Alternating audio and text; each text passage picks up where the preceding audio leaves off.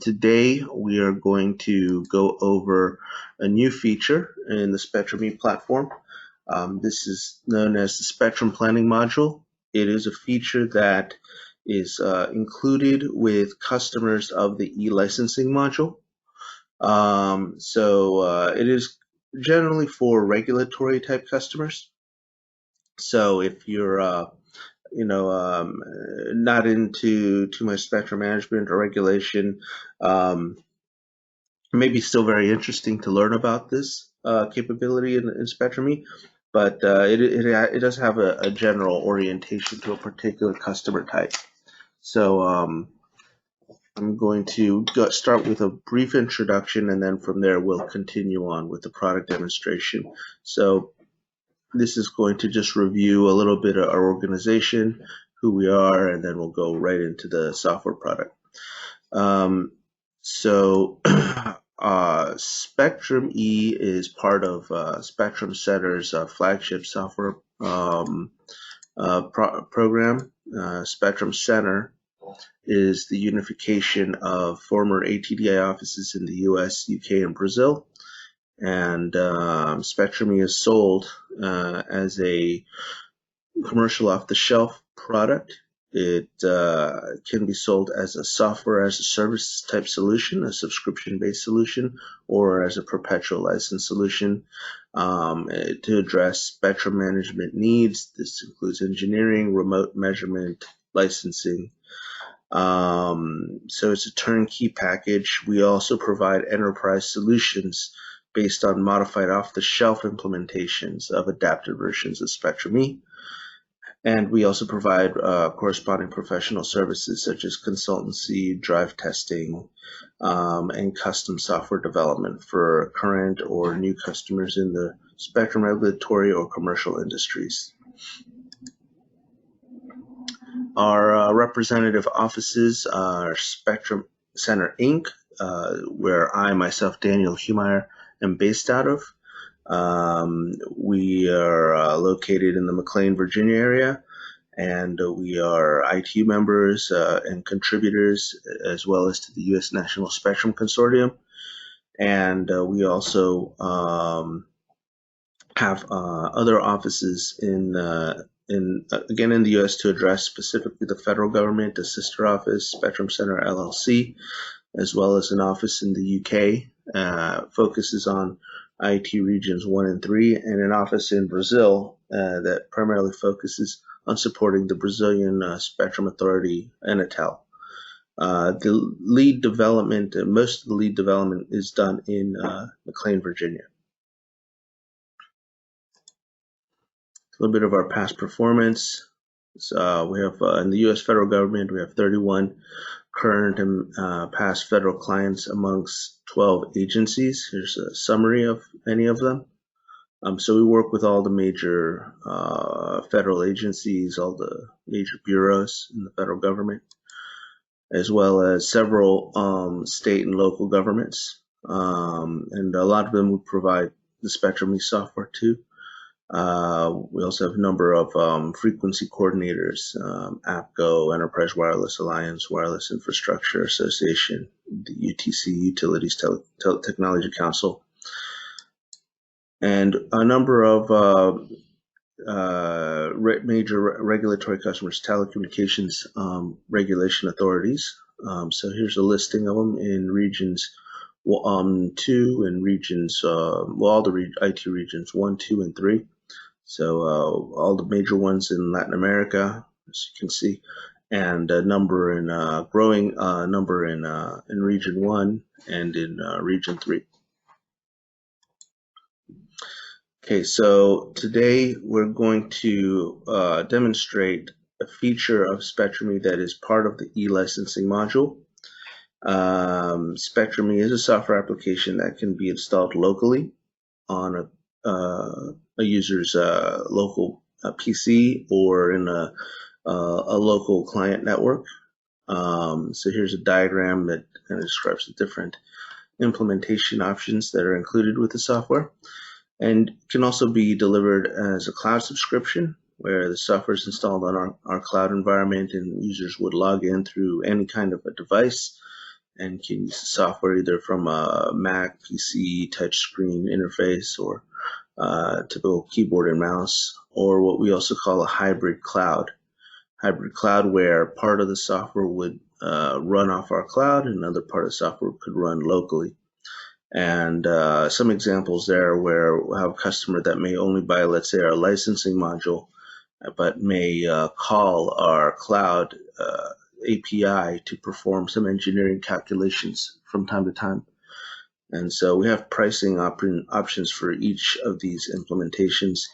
Updates to each implementation are distributed through our web portal, so we can maintain all the deliveries up to date and synchronized. And Spectrum is cross-platform compatible. As you can see, the interface, it does adapt itself to the device. It's got a responsive web design, and you can see it adapts to a mobile device in this screen grab here that's on the screen right now. And we do perform regular vulnerability tests to ensure security, monthly PCI scans, and we also perform OWASP-based security analysis. And it does have a fully documented API that we expose. And we do have several customers that use RESTful web services whenever possible to leverage the features, the functions of the tool through the API.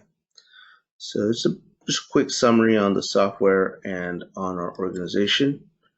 And so I'm going to go into now the actual tool.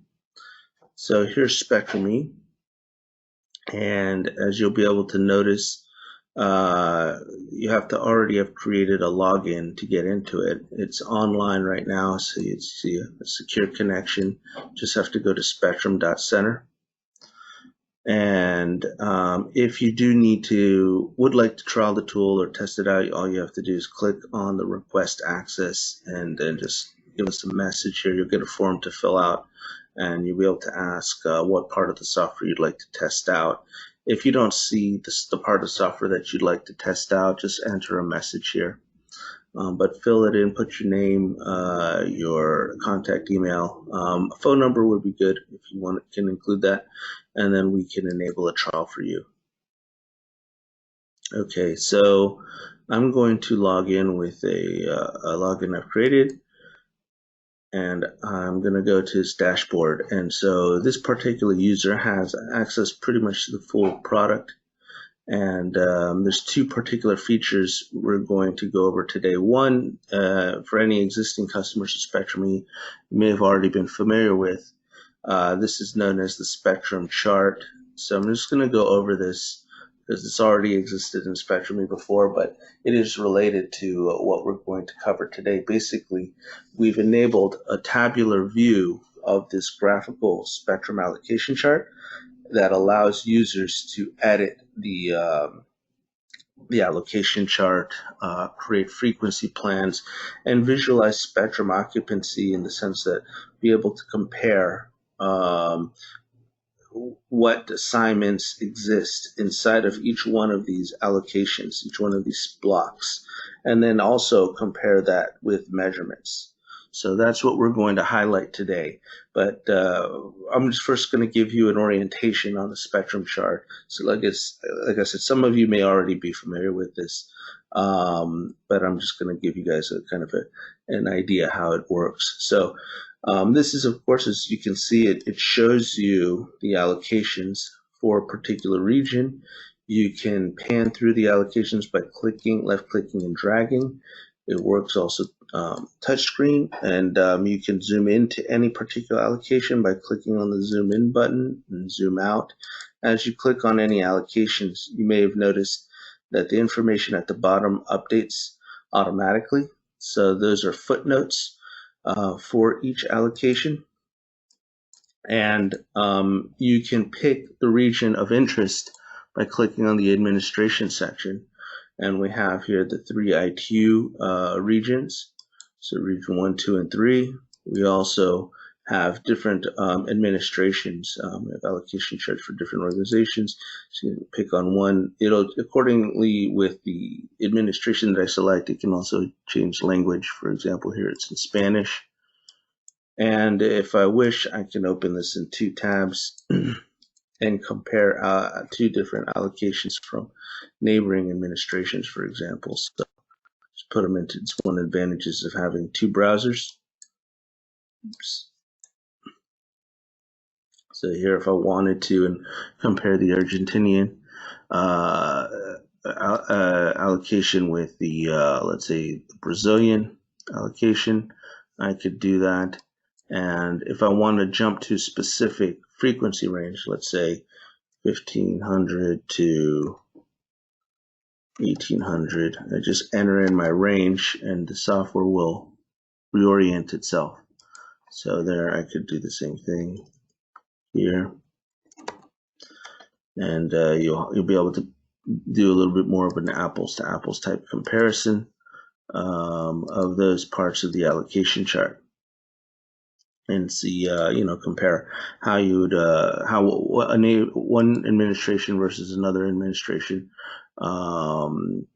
organizes their spectrum. You can also, I'm going to go ahead and close the second window. You can also open or filter according to service. So if I switch, let's say we'll go back to let's say US non-federal here. Let's have it in English. And if I click on a particular service, let's do aeronautical radio navigation, for example. Oops, the wrong one. Let's do this one. There we go. So if I pick one that's highlighted at the screen at the moment, here I have aeronautical radio navigation that's in my screen. It'll highlight those service blocks, those allocation blocks that have that service associated to it. And in the case that you have a group of allocations or multiple services in a particular allocation, the software will highlight the primary services in capital letters, as you can see here, and then the secondary services are in lowercase. So, for example, in the 1613.8 to 1626.5 allocation, there's 3 services: land mobile satellite, aeronautical radio navigation, and mobile satellite, and also radio determination satellite. The first 3 here are in capital because they're marked as primary services, and the last one, the mobile satellite, space to earth, that is in lowercase because it's a secondary service. And you can see the footnotes at the bottom for that allocation, and it tells you the same here, which the primary services and which are the secondary services. So today we're going to focus on how to edit these allocations, how to edit the services associated to the allocations, how to edit the footnotes for the allocations, and then we're also going to try to overlay frequency assignment information for an allocation and measurements and channel plans, frequency plans as well.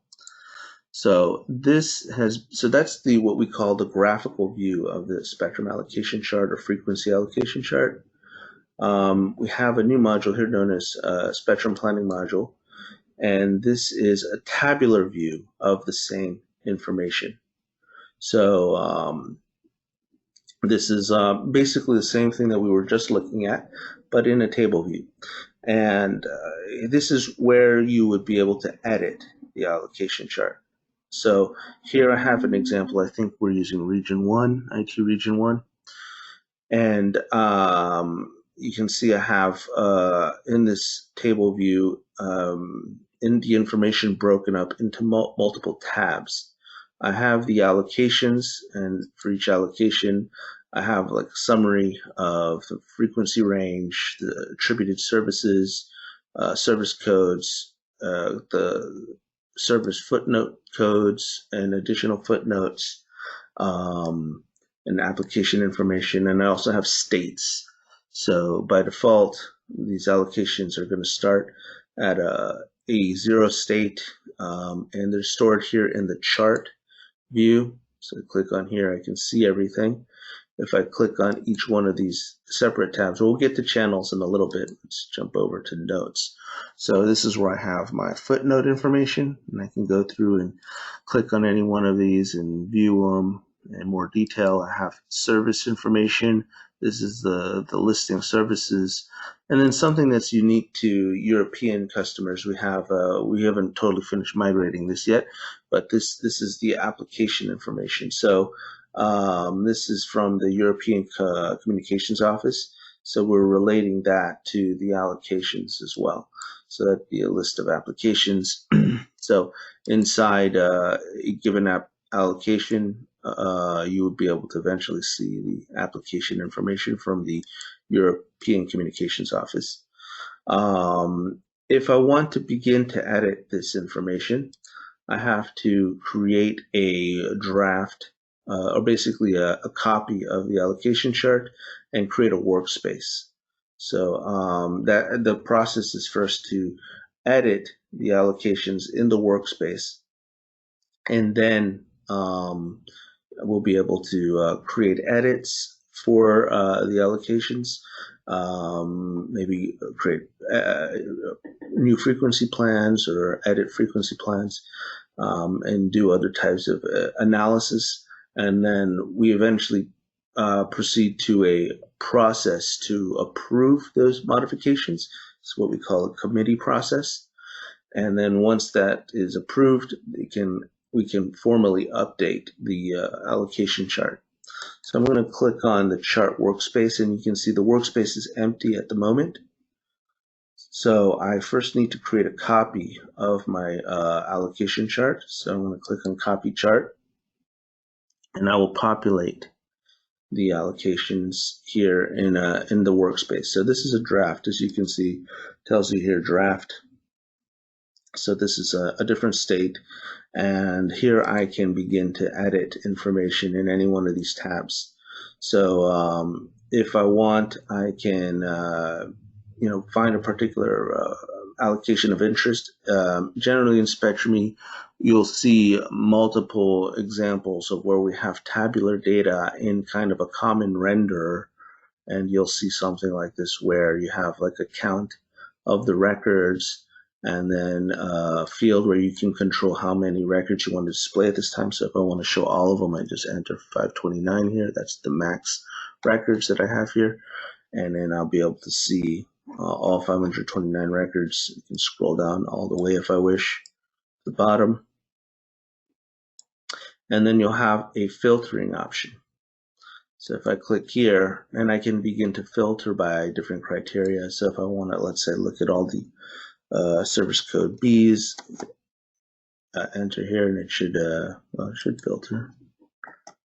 Well, maybe there's a little delay there, or I could filter by a particular frequency. So if, let's say, I wanted to filter by 0.02005, get rid of this code. Not sure why that one didn't work, but let's enter here. So here I can filter by that lower frequency criteria, and I find a particular allocation that maybe I want to edit. So if I, for example, decided I want to edit this particular allocation band, I can click on it, select edit allocation, and then here I can modify the range of the allocation. I can change the footnotes. If I want to add a footnote, I can click on add note, in which case I will have the list of footnotes that are registered for me to add in automatically. So if I add, for example, plus here, it'll start to add more footnotes to that allocation. I'll take it away for now. Administration notes. These are so the first footnotes is refer to footnotes that are included from the ITU for that particular region. Right now, I believe I'm working region 1, if I'm not mistaken. But administration notes would be administration specific footnotes. So that would be for a particular jurisdiction, so a particular regulator. Services, very similar to footnotes. If I click on add service, I here have the access to the list of services. I can define if the service that I want to add is a primary or secondary service in the share type, and in the use code it could be official, regulated, or unregulated. So if I add, for example, I can list it as a regulated and primary, and I can call this, well, obviously wouldn't be really broadcasting this frequency band, what I would add, but just an example. And then, as mentioned before, applications. This is for European customers if they want to combine the European Communication Office application recommendations for different allocations. You can add the list of applications. So, as one thing you'll notice is I cannot create a new footnote through this part of the software. I can only add what has already been registered in the system. If I want to, let's say, create a whole new service or create a new footnote or a new application, I would first have to go to this corresponding tabs in the previous screen. And here I would create a new footnote. This would be a new official, it's a ITU footnote, or a new administration note. The administration note, of course, would be what most of you would, or regulatory type customers would work with, because more interested in creating your own custom footnotes. So here I could enter in a code, say XXX, and then I'll put in a new footnote, put in some sort of note in here, click save. And if I want to filter by that, just to see it on the screen, I can put in the code. There you go, there's my new footnote. And if I go back to my allocation and I want to add that note, I click on the allocation that I'm interested in editing, go back to edit allocation, and then I would go to footnote. I think I did administration note, that's right. So here you go, I see it, there you go. So I've added that to my allocation, so I'll save that. And so now it should have that as well. I think I did add it, if I'm not mistaken.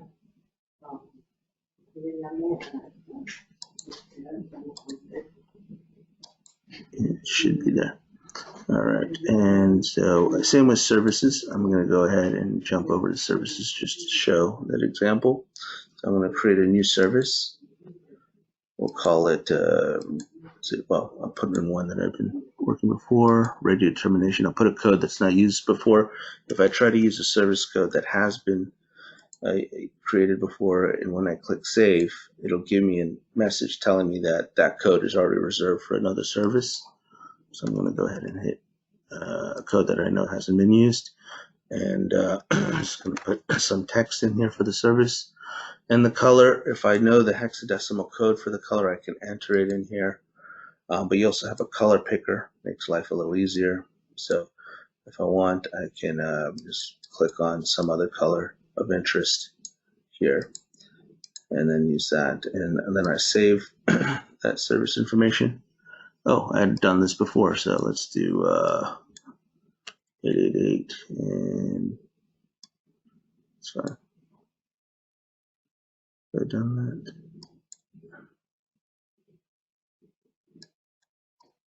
So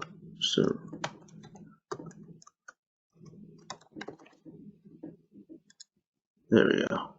Did 888, we created one just easier to find. So here's my code that I just created. If I want to add that to my allocation that I'm editing, go back in there and go to services and go to add service, and here we have it at the bottom.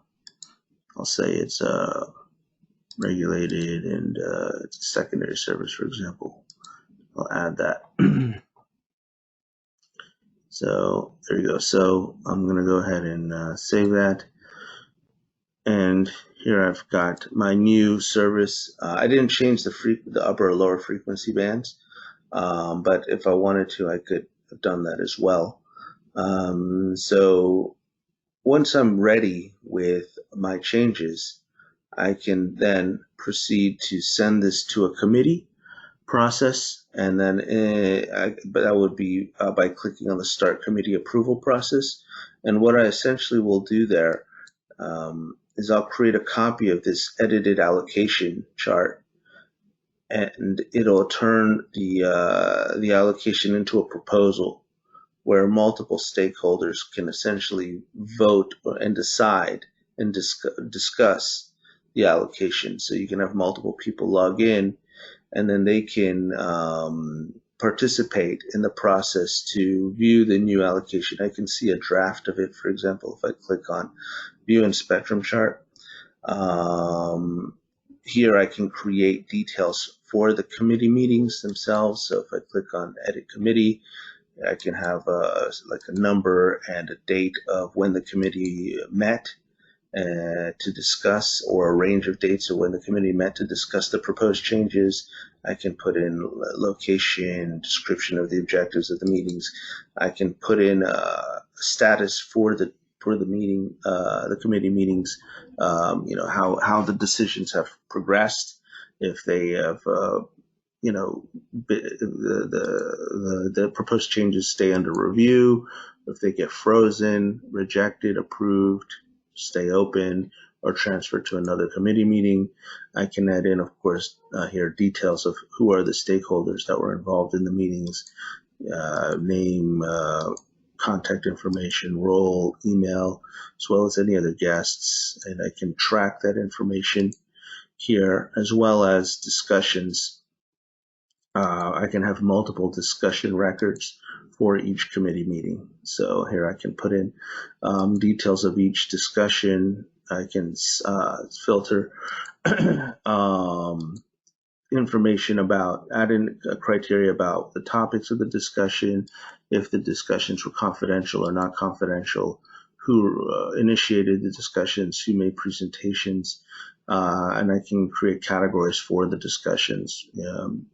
So that all makes it a little easier to like filter information and basically create a history of the approval process for the change in the allocation. So we'll say if we do View and Spectrum Chart, the users can log in and you'll see a draft basically of the workspace in a separate allocation chart known as a committee chart. And this is where I should see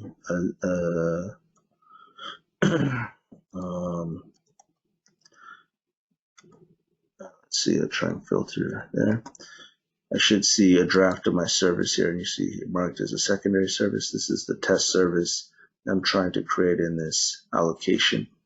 And the users can get a view of what's being proposed, a summary of the new footnotes or whatever is being added, and to see if that fits or those changes are appropriate. And of course, they can contribute that to the discussion.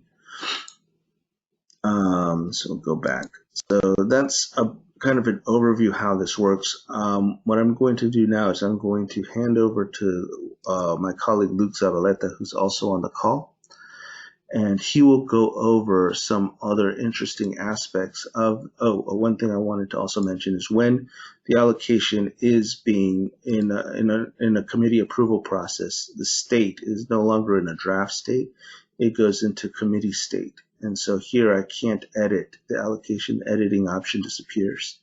So I can't edit the allocations anymore until the committee approval has completed. It's either been accepted or rejected or transferred to another session.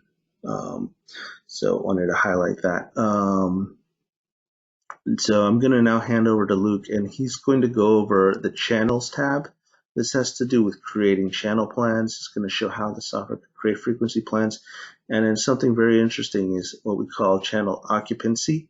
And that is where we will overlay the channel plans with assignments in the allocation band, as well as comparing with measurements, and to see how all of that information can overlay itself in a graphical view, and then can be very informative to give an idea of occupancy. So I'm going to go ahead and transfer over to Luke now. Hello, Daniel. Thank you. Good, no problem. I'm making you the presenter, so I'll let you know when we can see your screen. Okay. All right, I think I can see it now. Okay, first I'll start with approving the committee because when, as Daniel said, when the committee is still in process, we cannot edit anything, and we want to edit the information of the frequency plans. So first step is actually the last step, that is approving the committee. And what is this going to do is it's going to update. So now I see the history of the committees, and if I go to the chart, I will find here the changes that Daniel just made. So I forgot which one was the ban. I think it was, I'm saying 0.2. Yeah, or 0.02. So you're a little higher. There you go. No, 0.2, 0.2. 0.02, yeah, here. So as we can see, we already have updated the current chart. So because we want to work now, we go to the workspace, to the chart workspace, and it's empty because we approve it. So there's nothing in our workspace anymore. So we just click here on copy chart, and it will copy all the information that is actually is current now. So we will see that our draft have the information updated. So for this, we are going to the channels, and here we will see on the left side two options: create a new channel and create frequency plan. The difference between these two is that this is to create one specific channel. So you can add the information required, the frequency plan name, the lower frequency, central frequency, upper frequency, bandwidth, and so on. But let's focus on the frequency plan. So for the frequency plan, we see this form, and the first information that is required is the frequency plan name. This is going to be the label for all the channels. So in this case, we are going to be creating the VHF channels. So let's call it VHF low band. And the initial ID is going to match to the initial ID in the channel description. So for this band, we need to first select the band. So if we go to the 54, and we see that we have a gap between the different bands. So let me do something. Let's do a split screen with the spectrum chart. So we are working in region 2, and between the 54 and 72. Oh, well, actually, oh, sorry, 88. We see that in between these two bands, there's a gap that is not assigned to broadcasting, and we are assigning the broadcasting channels. So if you try to create the plan, so we know that here in the information that there's a gap, but when we try to create it, the system will see that there's a gap in between that is not assigned to this specific service that we are trying to create. So it will automatically skip this part of the band. So we select the bands. We select 54 to 68 to 76 to 88. And we need to select the central frequency. So there's an issue with this, but just to show, we will see that it worked. But the thing is that the step of the channels here in the gap, it breaks. So we have 4 megahertz between 72 and 76. So we cannot create the whole band in one step. We need to do it in 2 different steps, but just to show the gap between the bands, we are going to first preview this. So the central frequency is going to be 72, and the step is going to be 6 megahertz. That is between the low and the upper edge. And let's create 6 channels for broadcasting. So we first enter the central frequency. This is where the central frequency of the band should be. In this case, we don't have any central frequency because we have a difference between the 54 and 88. but in this case, it's going to be 63 in the first three lines. Then we select the step and the channel bandwidth, then if it's simplex or duplex, and the number of channels that we want to create. And here is the key field is the service. And this service should match the service that is assigned to this specific area, this specific band. So we have broadcasting in the 3 areas. When we will create, it will use these different bands. So let's preview. And the system is going to show a table of all the channels that could be created. So we see that there's a gap between the 69 and 81. That is the same gap that we have here. And that gap is because there's no band between 68 and 76 that allow the broadcasting service to be assigned. So for this case, we need to create 2 different frequency plans. So the first one is going to be 63 as central frequency, same gap, and just 3 channels. So we see that we create the first 3. So let's create it. And now we need to go to the upper band. And we are going to create the initial ID is going to be 5. And we need to create 2 channels.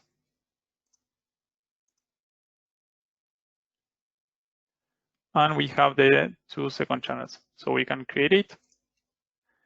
And as we are creating the channels, if we go back and go to the channel list, we are going to see that all the new channels are creating at the end. So we can see that. So for this example, we are going to also create some other channels because we are going to use the channel occupancy. And it's going to be interesting also to see how to create duplex frequency plans.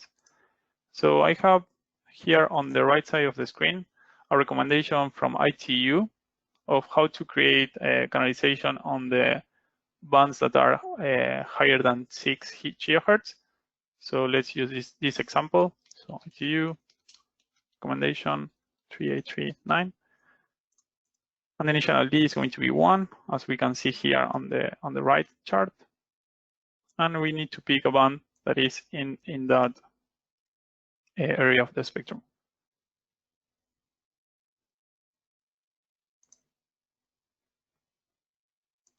So we pick this one, and we need to input the information that we have on the right side here in the screen to create this channel. So the step is going to be 29.65. That is the one that we have. So you see here is the distance between each frequency. The channel bandwidth is going to be the same, but it can be different. So if we want to have some space between different channels, it can be 28, for example. And then we need to say that it's a duplex configuration. And for the duplex configuration, we need to set the duplex low-high guard. That is this number that is here, and it's the difference, the distance between the last frequency of the lower against the lowest frequency of the high.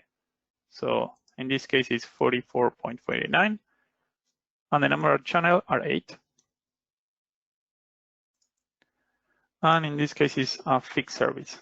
So if we preview it, we see that we have the duplex separation that is shown here in this graph as 254.04 here, and it's the same one that we have here.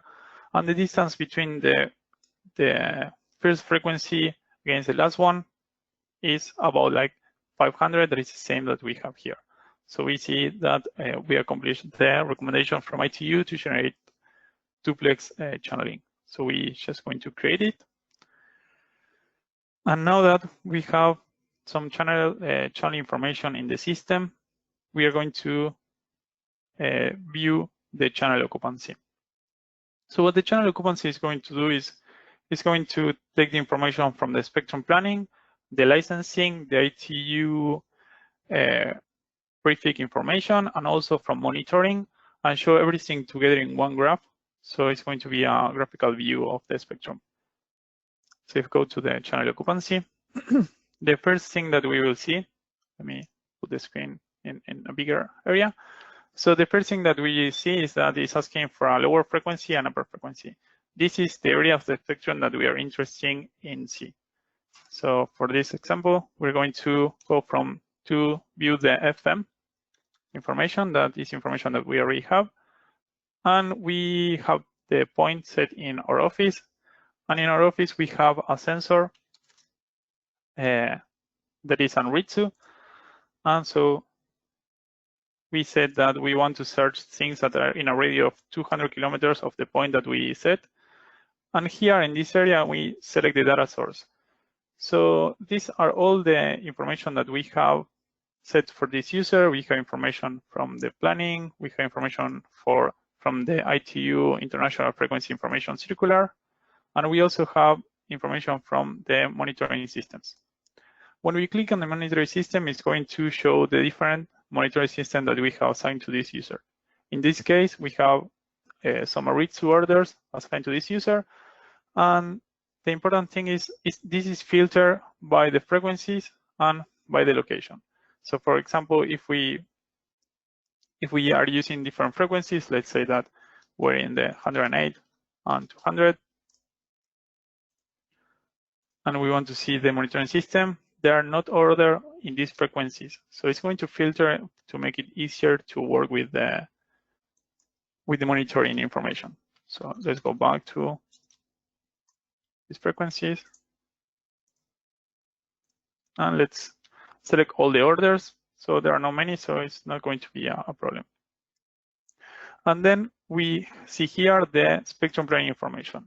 The first field is to select with what information we want to work. So we have the draft chart, that is the one that we have we are working with. We also have the committee that is different. When we start the committee approval, it's going to appear here. And then we have the current chart. The current chart, as we can see here, we only have the channels that were showing at the beginning. So we don't have many. We don't have the new ones because these channels that we just created are still in the draft, are not approved yet.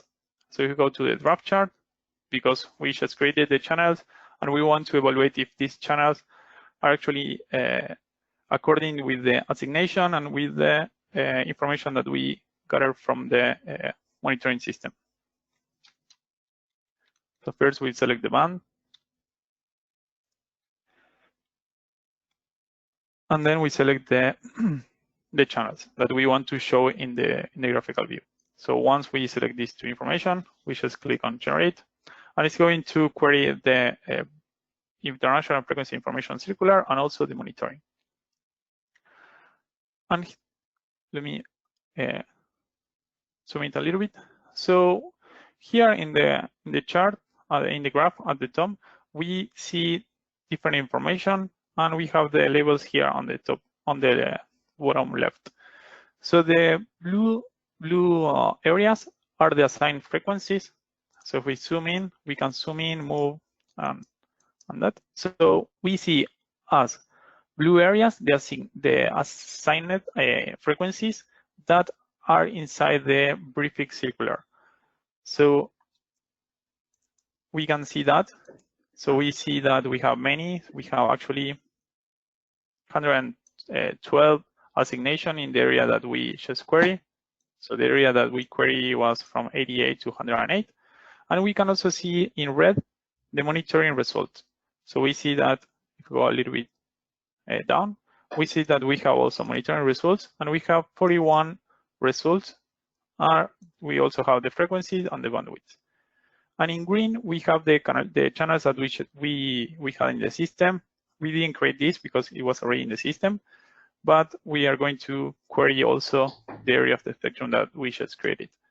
And we see that here the different channels. And in red, we have the bands. So it's everything that we have been working so far is showing here in this information, plus the information that we gather from the monitoring and licensing databases. So at the end, we have the frequency plan in use, and we can see all the channels and what is the occupancy of each of these channels. So for example, this channel, that if we click here, we can see here, have an occupancy of the 90%. So if we want to zoom in to that one, we see that there's a lot of information, so it's get a little bit messy to watch it, because probably there's an issue with the measurement that is this big. So if we came here and we say, okay, I don't want to see anything that is greater than 0.3, so we can hide the information from the monitoring. And now that we have everything clean, we see that there are still some measurements in this area. And if we zoom in a little bit more, we see that there's an assignation of 89.1 inside the channel that is correct, but we also have monitoring information that says that there's a frequency, that the central frequency was 89, and there's a bandwidth of 137 kilohertz. So this looks a little bit weird, so we can start to do something about this. And so the thing is that in the US, in this area, everything that is assigned is pretty organized with the with the channels. So we see that everything looks pretty okay. Other than the monitoring, there's nothing else to see that say it's bring any attention. So the other thing that we can do with this chart is that we can hide everything. For example, we want to not show anything, so and then we want to work in some specific area. So let's say that we want to work from 89.4 to 91.4. So we can filter from 81.4 till we have some helpers to do ranges. So it's means that you are going to show everything that is higher than 81.4. That's pretty much everything. So sorry, it was 89.4.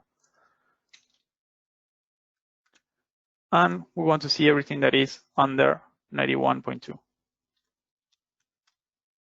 And then we can click here to see the assignations. And then when we have this, we can update the frequency plan use by clicking on this. And we will see that it will only show the information of the things that of the occupancy of the information that is shown in the graph. So we see that we have 90% on the first one, on the first channel, that was A9, on the third one, and also in this other two, we have 91% of occupancy. So let's go back to the query area so we can run another query in another area so we can see how this works. So let's move the map to another area that is probably a little bit more messy than McLean. Because in this area, the US is the only one that is managing the spectrum.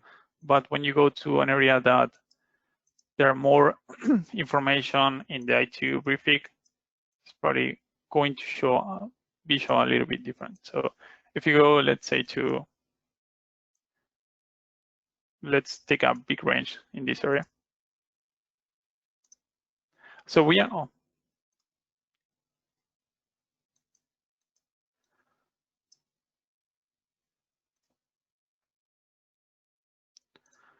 so we're going to query the briefing database. So this is public information that we can find in the circular. So again, we are going to query the same area of the spectrum. We are not going to use the monitoring system because we won't find any result, because in this area we don't have any sensor. But let's do a radius of 200. I think that'll be okay. And we select the same bands and the same channels for this. So when we run it, we see now that the overlap between the channels and the assignation, it's a little bit different now. And we see that, like, let's say for example, this example, that this frequency is wider than the channel. So this probably will make interference with the nearest channels. So we can see that in a graphical view. So we see that this one is actually overlapping these other two.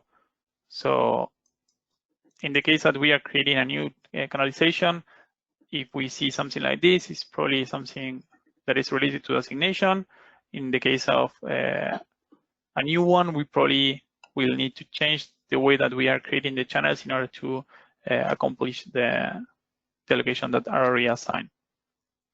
Or this could also encourage a measurement campaign to maybe try to clean up or enforce the spectrum usage, so they come. It's more in line with how the channels should be structured, I guess.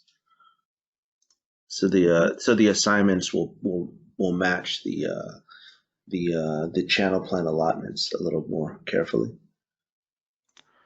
Yes, and also, for example, in this area, we are looking for channels that should be a bandwidth that is smaller than 0.2. So we see that we only have a couple that match this information. So this is an easy way to query the spectrum and see in a graphical way what is going on with the channels and with assignation. And for the last example, we can do like a big query between the different channels that we just created. So I think the last one was 6.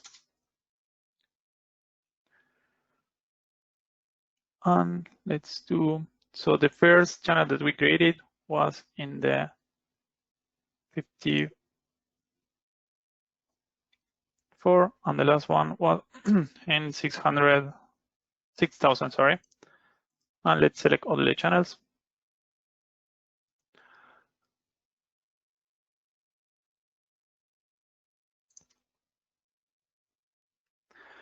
So what are we going to view now is everything that is assigned in the briefing database from 54 megahertz to 6.7 gigahertz. And let's go first to the channels that we just created. And we see here that the information that we have here is looking pretty much the same as the information that we have here in the ITUR F3839 recommendation. So this is also a good way to see if what we are creating the channels are in a proper way. So if you're creating the channels by the frequency plan,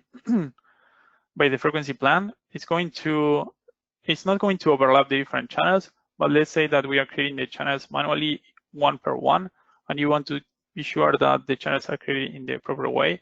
You can, of course, see the tables and try to figure out if there's any overlap. But this is a graphical, easy way to see that.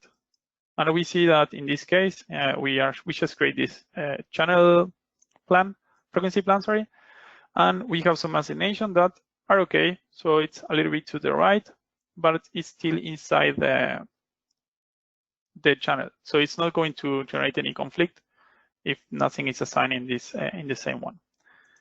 If we go, we see that in all this area, we only have red. It means that there's a band on this area, but there's no actually canalization, channel frequency plan in this area. But there are some assignation that we can see. If we go to the other channel that frequency plan that we created,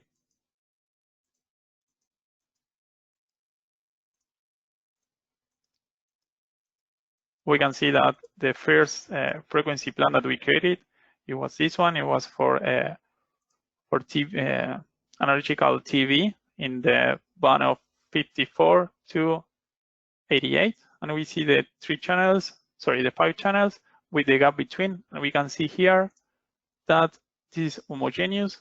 This one is actually going to 2 different bands, and the system will allow it because these two bands have the same service assigned. So if you try to create a channel that is between different bands, it only could be if the bands have the same services shared.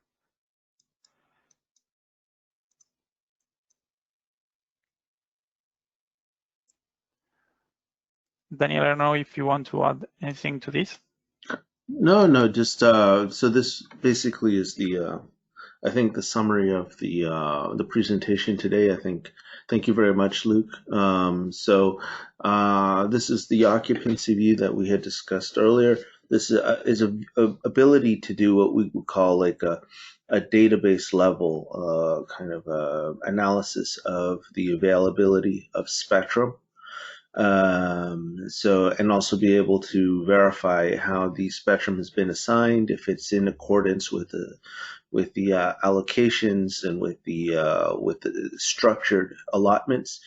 So that's big help to a regulator to be able to visualize availability of spectrum, spectrum efficiency, as Luke highlighted, ability to compare with measured data, and help confirm if the assignments are actually in use or not. That's another big thing for a lot of regulatory type customers that want to perform spectrum refarming tasks, spectrum efficiency calculations to ensure if the radio spectrum that has been awarded is actually being utilized or not, and if it could be perhaps utilized a little more efficiently. I think that's it. I think we have just one question, one regarding multiple users. Could multiple users edit the allocation at the same time? So technically, that's not how the editing process would work. You would have one person create a proposal for a modification to the allocations, and then that proposal would go through the committee process that I had highlighted earlier, and then an update to the allocation chart would either be accepted or authorized or rejected. So it should happen one at a time. Otherwise, you'll have multiple people trying to edit the allocation at the same time, the allocation chart at the same time, and that obviously can create conflicts. I have another question here. Can channel allocations be uploaded? Yes, actually, we could highlight that. It's there is an import option for the allocation chart. So the allocation chart is managed in an XML format.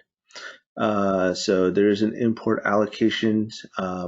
So generally speaking, what we provide to customers is updates of the ITU allocations, and that's usually not something the users would edit individually. They just take the updated allocations from the radio regulations. So here Luke is highlighting the structure. We can take a look at it. And so every few years, I think every 4 years, there's an update from the radio regulations, and then we distribute the XML file to customers that have maybe offline installs of the Spectrum eTool, and then they can use this import function to import the allocation and get the latest version of it. And for the European customers, the application table, which is more or less matching the ITU for Region 1 ITU allocations. They can update that through a CSV file. We can extend this capability to work with a specific jurisdiction's allocation chart. So if you want to edit your allocation chart in a file, like an XML document, could you bring up the XML, Luke, if possible, just to show the structure? Yeah. So you can edit this in any kind of XML editor. It's pretty easy to do. Then you can just upload that into your, and we can enable that for you, so you can change your jurisdiction's allocation chart. So this is the allocation chart. It lists first all the services and has the codes for them.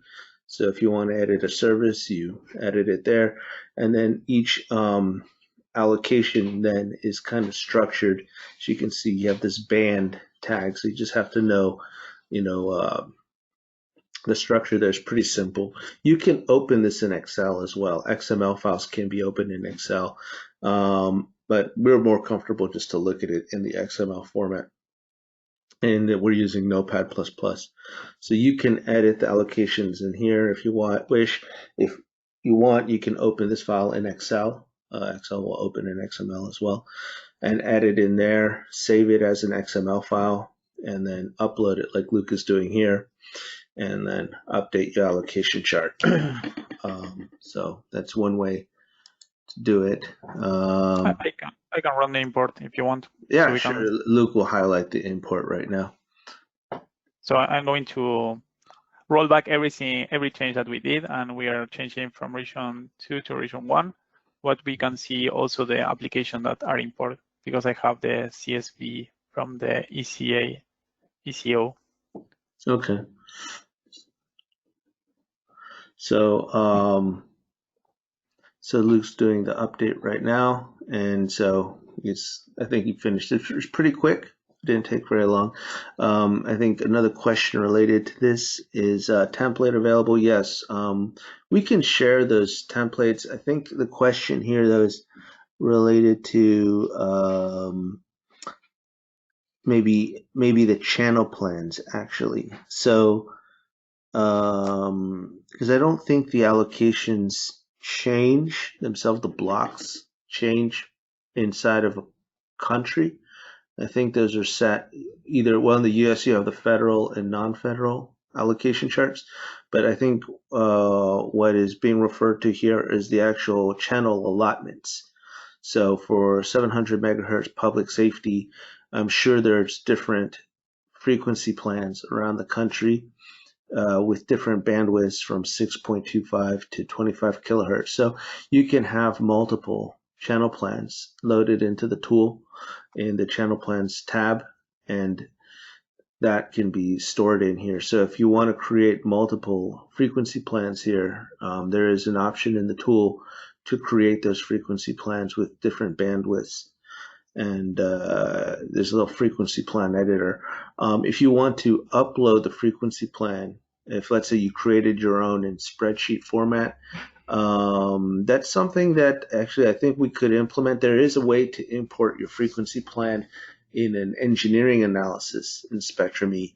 So some of you customers that are used to the engineering parts of the tool, maybe you're familiar with an option for importing a frequency plan when you're doing, let's say, a frequency plan validation or something like this. But if you want to also be able to load this inside of the Spectrum planning module, there is that's something we could also help you guys with, is importing your frequency plan into the frequency plan or channel plan tab here. Yeah, once a person is created, a user has made their frequency plan in here, they have an option to select the frequencies of interest in the frequency plan and click on the export to SE, and that will export the frequency plan to the engineering part of Spectrum E, and there the user can elect to use the frequency plans in a technical analysis. So here Luke has created his ITU 383 frequency plan for fixed services, and then he can export that to I think it's a CSV format, and and visualize that in a spreadsheet editor. So I hope that answered the questions. The plan and frequencies are county specific for each state. Yeah. So in the what you could do in this case is, if you, Luke, can you go to the Spectrum planning module? Is each frequency in this channels tab, you can have a note next to it. So you can have like if you go into, yeah, great, that's perfect. You can have station class designation, limitation designation. And I think something we've been discussing internally is to add maybe an additional comment field. But if you want, you could put in the limitation, maybe a code to specify that this frequency is limited to the state of Georgia or something like this, so that it can be filtered. So when the user says, okay, I just want to see the frequencies that are for one state, in the filtering function, the user could go in there, go to, let's say, limitation, and then just type in the state of interest, and then they would only see the frequencies for that particular state. And so when they do the channel occupancy, they can compare the frequencies for a particular region with the allocation band, what Luke was showing earlier. I hope that helps clarify that. Or you can do it at a county level as well. You can use that limitation field, for example, to help you filter. So we have another question. Can plans be in a band form? For example, instead of a plan that shows actual channels, it shows the bands allocated to different operators. Yeah. I mean, what we could do, we could use some of those fields, like the limitation field. That's one. But we could use, we may add more fields to the channel plan where you could specify additional criteria to allow you to control what each frequency band or what frequency plan, if it's specific to a particular licensee. So you could have a Digicel frequency plan, for example, and you could have that as a criteria, just like I showed in the limitation field. You could have that as a criteria that you can filter. So when you go in the channels tab, you can pick only the Digicel frequencies, and then overlay that on your allocation band. And then you can compare, let's say, different operator frequency plans in the same allocation band, or compare them with each other.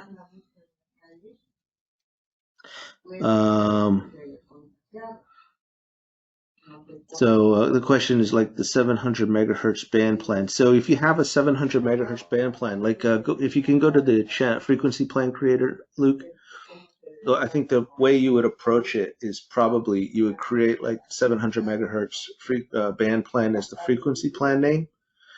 And then maybe you would make that 700 megahertz band plan Digicel, and then 700 megahertz band plan cable and wireless, or something like that. You'd have like maybe different frequency plan names, and here you select the band, so that's the block of spectrum that corresponds to, and then you would put in the details of the number of channels and stuff like this, the bandwidth, the step size. In this case, Luke is doing everything at 1 megahertz. Just for an example service, you can give it a class preview, and then did it make the preview? I don't know if it did. No, I need to know which one, because we are now in, okay. It's broadcasting, so it's working. Okay. But you can create your frequency plan there according to the criteria that is relevant, and then and store that as the Digicel plan, and then do another one for cable and wireless, for example. And then that'll allow you to compare the band plans or the frequency plans of those different operators with your allocations, and see how they're using the spectrum, and then see for a specific region. So I think that's another question about in the occupancy chart view, the channel occupancy view, you do have a geographical criteria that you can specify. So in this case, Luke, let's say if he wants to see how the 700 megahertz frequency plan that he created very quickly, how that appears in a particular part of the world, he has in the channel occupancy viewer geographical search criteria here. So he can put a center point and a radius. So he can define the coordinates either by manually, or there's the little preview screen that Luke showed earlier, where you clicked on the preview screen, it took you to a map GUI, and then you can move the cursor around, basically reset the center point for a different part of the map, and then there's an apply button, so it'll update the position. Here's moving to Spain or wherever, and then hits the apply button on the right, and it updates the coordinate there, and then you put a search radius. So that's the geographical area constraint in the search. So it's what he would do in that case, because he's using the ITU's database as frequencies for areas all over the world. He will then be able to compare the assignments for that particular frequency band for that particular area of the world with channel plans that are been assigned for it, and with the ITU database. So he'll create an occupancy view. So here he has the occupancy view, and you can see that, well, in this case anyways, the bandwidths were much larger than his channel plan. He just made a very quick channel plan, so he just 1 megahertz channels, but the assignments are much wider. The blue areas there, I don't know how big that actually is. I think it's several megahertz, 8 megahertz. Yes, 8 megahertz. So that obviously is not a good channel plan, because the channel plan is way too narrow for the assignments that are being done there. But it was just a quick example. But yeah, so you can combine geographic criteria with that. Now, if you want to do it per county level, that's something we could look at, as well as to include something like a county-based search. So if you want to say, okay, rather than pick a point in radius, you want to just simply select, okay, I want to see the occupancy in a particular county or a state or something like that. That's something we could look at implementing, just to make the search a little easier. So if you have more questions though on that, or if you'd like to play with this a little more, or have a one-on-one session, we'd be more than happy to clarify how the tool works, or maybe take some suggestions for some other capabilities that would be useful to implement at some point. But hopefully that answered most of the questions. I don't know if anyone has any additional questions, but we'll be more than happy, of course, to do a follow-up with anyone and answer more questions, and make more clarifications. And again, if anyone wants to trial this, please let us know. We'd be more than happy to help everyone learn the tool, test it out.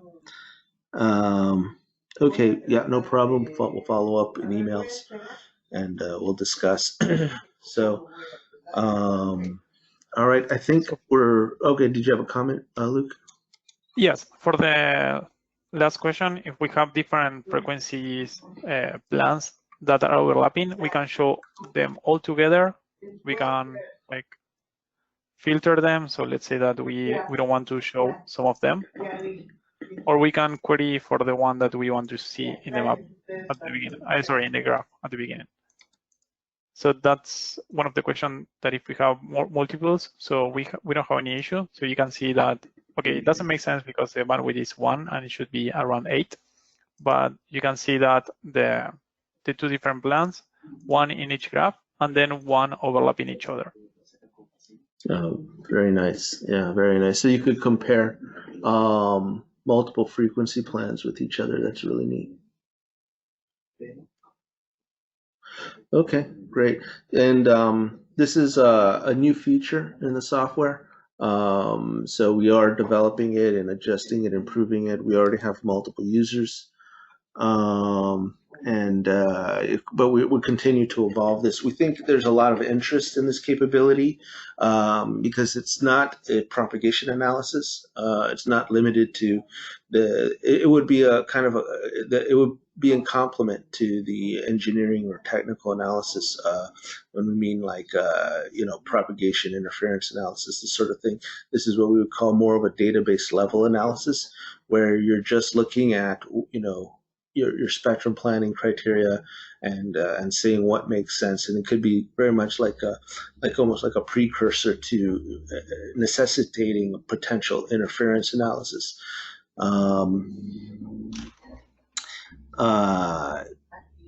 Now No problem. So yeah, we're more than happy to talk about that. There's some questions still coming in. Any lingering questions and additional comments and a follow up. But looks like there's some decent interest in this. So yeah, please let us know if you want to learn a little bit more. I did add a handout. It's a pretty detailed manual actually on how the spectrum planning module works. I think it should answer a lot of questions, but of course, just let us know if you have any others. So sales@spectrum.center is the best way to get in touch with us. And I will be following up with some people that are still inputting some questions, and we'll be able to provide more responses through a follow up. So I think that's okay for today. Apologize again for the confusion in the beginning on the start time. Just as a note, going forward, it should be 10 a.m. Eastern time, or I think that would be about 3 p.m. European time for future webinars. So 3 p.m. European time, about 10 a.m. Eastern time. That's when the webinar should start. There's just a little mistake on the time zone specification on the last webinar was set to ADT. All right. Well, thank you everyone for your time. And again, the video will be up a little later today on our YouTube in case you want to rewatch any part of the presentation. Thank you. Have a good day.